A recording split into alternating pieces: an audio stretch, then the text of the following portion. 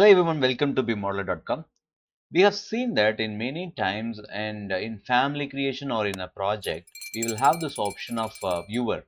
But have you ever used this option, really used this option, the full functionalities of it? So for example, when you are creating an extrude or revolve any object that you are trying to create, you can go to the floor plan and you can start modeling it if any direction that you wanted to do it. It's very easy, you can start doing it. Even if you need that in the plan, you can do it simply for a object which is extrude or blend or any shape that you wanted, you can create it. So it could be revolve also, you can go ahead simply and you will be able to draw the shapes that the direction that you need, and you will be able to make the shape that you needed like this.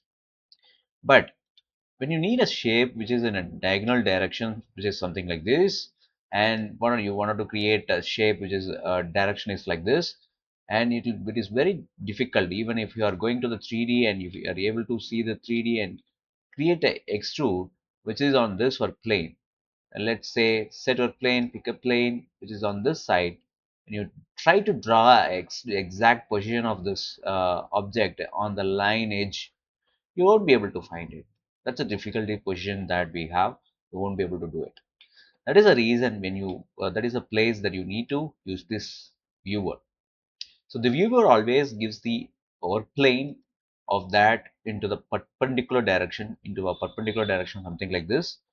And the only drawback on this is that you will be able to draw and you won't be able to use the shortcut on this view.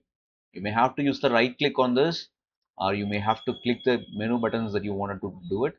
And only thing is that you will be able to draw the shapes that you needed in a particular direction that you wanted to.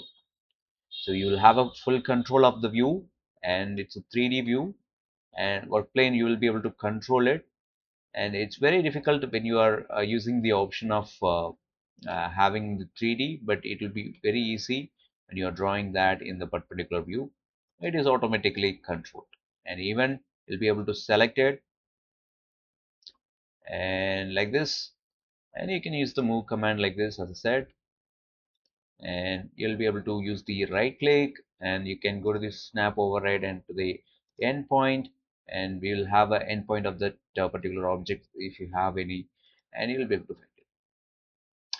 So in this way, we will be able to find our object and use the viewer reference, and we will be able to draw the object in a particular direction based on the work plane, instead of drawing them approximately on the 3D view or any elevation view, or if you see that in this plan view, we won't be able to find the right place to draw it.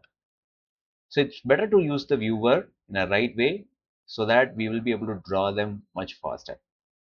I hope this tutorial helped you. Do share it with your learning friends and they also learn it one thing at a day. We are making a series of tutorials which is hidden gems of tools available in Revit. Do let us know in the comment if you have used the same tool in a different purpose, different way, so the other also learn it. Thank you so much. See you on the next tutorial. Bye bye.